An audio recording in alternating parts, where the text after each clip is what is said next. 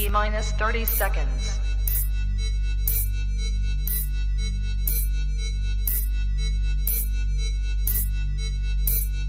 T-minus 20 seconds.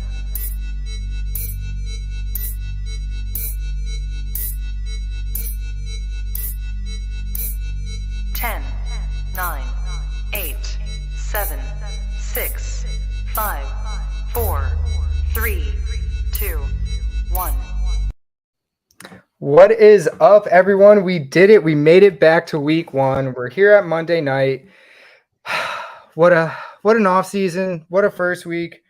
Brian, we made it. We're here. We made it.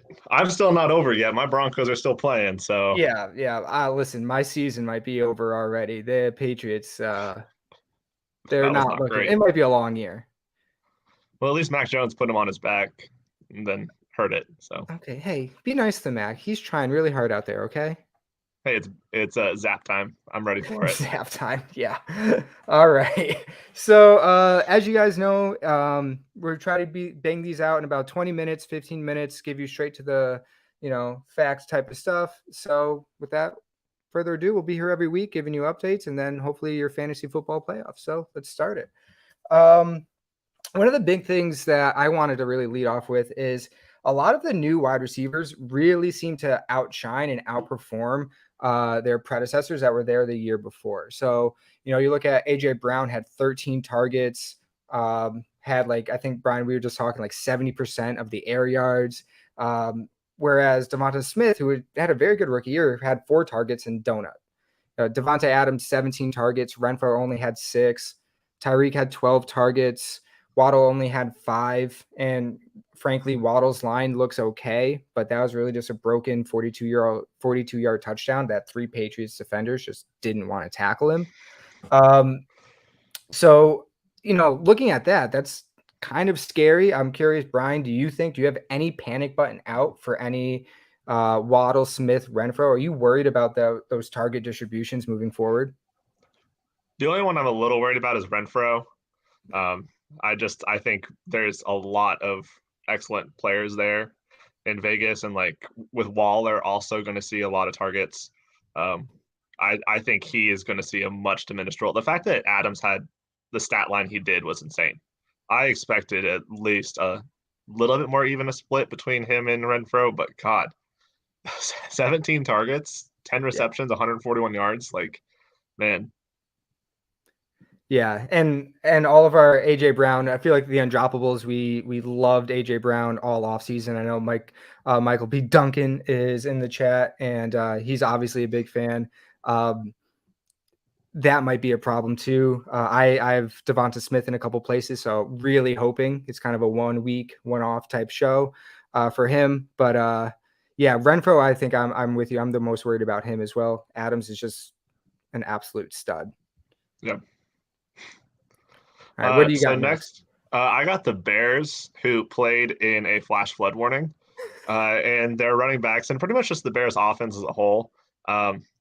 We did think that didn't know exactly what the split was going to be between Montgomery and Herbert, and I think it was more Herbert than a lot of people expected. So Monty had 17 carries and Herbert had 9 carries. And Monty actually led the team in targets, but I feel like this game felt like the Patriots-Bills game from last season that was a straight-up blizzard, where you can't use this game to determine what's going forward, and it's only going to screw up your projections if you do. If you look at the fields, I saw the picture going around, the field literally looked like a Picasso painting. And there was legitimately 6 inches of water in Chicago during the game. So this was just a crazy coincidence that happened. I don't think you can take too much out of the performance of what happened with the Bears and honestly the 49ers too. But I think we have to wait another week or so I think we could possibly come back to this next week to see what exactly the split looks like. Yeah, I know looking at JJ Zachariason, he had, Herbert had 2 goal line carries and Monty had none. But I know you were watching the game and did a little bit of research, and you said that was more of a weather thing, you think? Yeah, it was the one time that you could actually see the game because the rain wasn't covering the cameras. Like it Yeah. was the third quarter was the lightest of the downpour, and that just happened to be when Herbert was on the offense. So I wouldn't take that too heavily. And then Mhm. also going on to like I absolutely love Cole Kmet after seeing his usage in the preseason. Like I was all in on him. He only had one target, and again, I'm not panicking. In fact, anyone drops him this week in like a redraft league, I'm going to go just get him as fast as I can.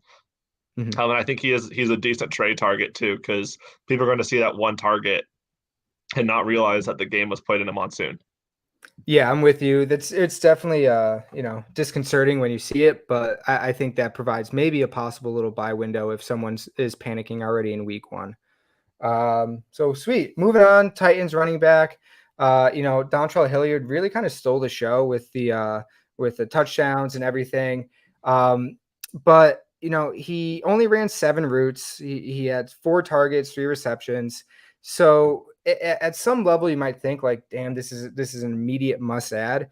But I think it's time to pump the brakes a little bit. And actually, our guy Jay Larkey had a tweet about this too that I'm really in agreement with. Like he did great, but the carries were massively in favor of Derrick Henry, which we know. Like Henry's that guy, and actually Henry ran more routes than Dontrell Hilliard too.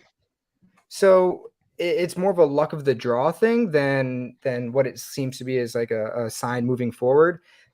If you want to have a speculative ad for him, sure, go for it. But if you have a high waiver priority, I would not waste it on Dontrell Hilliard. If you have fab money, I don't know, $1, $2, if you can steal him, I guess whatever, it's worth a shot. But don't go crazy for Hilliard off a 1 week likely Yeah, blip. the 7 routes is terrifying because Yeah. when Derrick Henry runs more routes than you at running back, then yeah, you're not. It was honestly just he was very efficient with his 4 targets. So Yeah, 4 targets. Yeah, everyone pump the brakes. okay, next we have Dan and I as one of our favorite players of the offseason. Good old Michael Thomas showed up. 5 receptions for 57 yards and 2 touchdowns. While everyone else was buying the dip in Bitcoin this offseason, I think you and I were buying the dip in Michael Yep. Thomas just over and over. I think he's on almost every one of my dynasty teams. Yeah, Um, I'm heavily invested. but the thing that's wild is they pretty much played just 4 pass catchers in New Orleans this weekend. So we had Michael Thomas and Olave running 33 routes. And then we had Landry and Juwan Johnson running 32 routes, which I don't know why more people are not talking about Juwan Johnson. Troutman. That's yeah, I think everyone's just on take lock with Troutman. Yep. That Juwan Johnson, he has the opportunity. Yep. He looks like if he continues this up, he could be a fantastic streaming option for a tight end going forward. He's running the same amount of routes as the starters. Like he's running with the starters. And that offense looks like it could be pass heavy if Taysom Hill doesn't just steal a lot of play time. I thought we were done with the Taysom Hill that quarterback thing. I Yeah. really thought we were. But yeah, Michael Thomas looks legit. This whole passing offense looks legit with Jameis having to air it out. Yeah, really the best thing for them is if their defense just somehow gets really bad because the more routes the Yep. better. Or sorry, Yep. routes, Michael Duncan. Yeah. And I know we have it there. Kamara. Oh yeah. I hate this 19. He only ran He 19. only ran 19 routes. This was not the Kamara we've seen the last few seasons. I don't think it's time to panic yet. But I think I've earmarked this to be something we need to check in next week to see if it is time to panic. Yeah, that's someone that I really like this year, and if he's not getting that PPR usage that we're accustomed to, that's gonna be rough. But speaking about running backs and PPR usage, a lot of people are talking about the Jets and Breece Hall having 10 targets, Michael Carter having 9 targets, and kind of on the surface, you're like, hell yeah. I mean, especially for Breece Hall people, if they're going to split time like that, but he's getting that receiving game work, it's going to look great. But take the 1 second to look at the fact that Joe Flacco threw 59 passes. I mean, that's Yeah. not normal. I can't believe his arm is hanging on at this point. And right, 39 of his 59 passes were in the second half. He had 29 pass attempts in the fourth quarter. I mean, these are just straight garbage time stats. So, right, 204 of his 307 passing yards were in the second half, 144 in the fourth. So just chill out with Breece Hall, Michael Carter, and PPR. It's definitely something to take note of. But right now, that's a garbage time game. And you know what? Maybe that's going to be their season because the Jets are just going to be the Jets and suck. But I wouldn't put too much stock in game one with almost 60 pass attempts from Joe Flacco. I mean, if that comes down to 35, right, those targets are just going to drop. That's just what's going to happen. So, pump the brakes on Jets running backs right now. Yeah, I don't think you can make any strong conclusions about either of those players going forward based on what we saw. Yeah. So, I have Cordarrelle Patterson next. He had 22 rushes for 120 yards and a touchdown, plus 5 targets for 3 receptions for 16 yards. He was on the field the most of any running back. He played 45 of the 71 offensive snaps, and he played most of the first and second downs. He played 38 first and second downs out of the 58 that they played. So he is their first and second down grinder. Like, he is the guy, the ex-wide receiver, is their first and second down grinding running back. And then Damian Williams only played 10 plays. He ran 3 routes on third down, but he only played 10 plays. And then this is the weird part. Avery Williams, he played the second most amount of snaps at running back. He ran 19 routes too. So he saw some usage. And if Cordarrelle Patterson goes down, like, Avery Williams might be a really, really deep stash just based on the usage we saw this week. He ran 4 routes on third down too. So it's ridiculous how much like dynasty we all play, and then I'll see a name like Avery Williams and have no idea who that is. Yeah. Oh yeah. I had to look him up.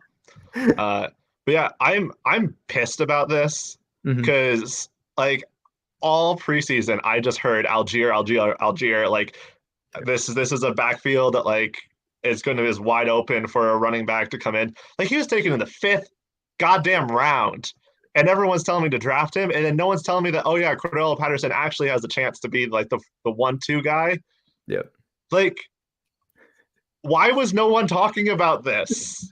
No one was like in their frame of mind. No one was like, oh yeah, they really didn't invest much, and Cordarrelle Patterson was really good last season. So there's a chance that he could do exactly what he did last season. But no, everyone was like, no, this 5th round running back out of freaking Provo, Utah, just down the street, was going to be the leading running. God, man, that was just. I got caught on that one in that in the preseason, and I just had Algier put up a nice fat 0 on my benches. So yeah, I think a lot of people got caught up. I think a lot of people felt Patterson was a one-off and flash in the pan, but right now he might be one of the steals of the draft. Yeah, looking like it. So next, I just want to take a quick look at the Baltimore offense because they've been a very quick offense and have run a lot of plays the last 2 seasons. And this last week was the 3rd fewest plays they have run in the last 3 seasons. They ran only 53 offensive plays. So they might be slowing it down just a little bit, which is not great for someone like Andrews that was relying on all that volume. He had a ridiculous amount of targets and receptions last season. And I actually wrote that up preseason. I was talking about like season-long bets that I'm taking. I took the under on Andrews receptions because I didn't think I thought this offense was going to slow down a lot. And it looks like they're going to. The other part was this is the first time since his rookie season that Lamar Jackson had 1 rush attempt or less in the first half. So I know it's a tiny sample size, but he's not looking to run as quickly as he used to be. I don't know if that's a contract thing. Don't know if that was how they drew it up.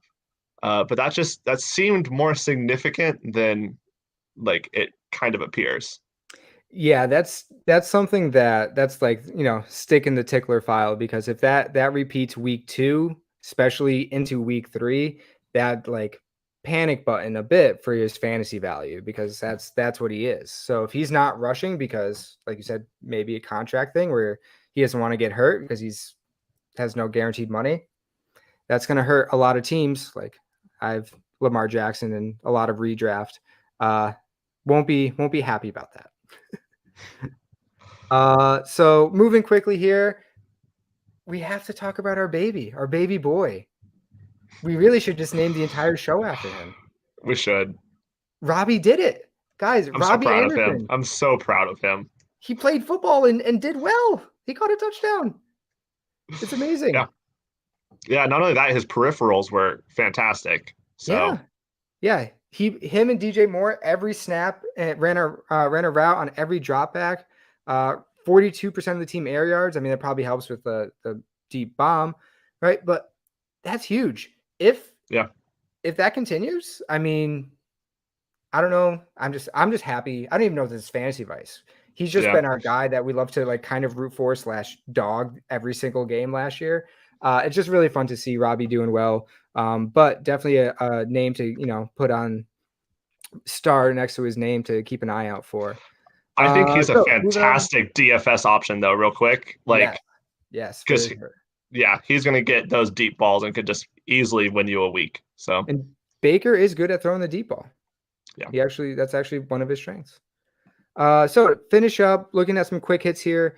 Najee Harris, it's still relatively unknown. I think today they said he wasn't wearing his boot, but if he already has the Liz Frank injury, kind of, and then maybe an ankle, I would be looking to maybe add Jaylen Warren if you have the ability to stash him in there. I wouldn't drop anyone significant, but he's a worthy add, because if Najee goes down, you're going to want, someone in Pittsburgh.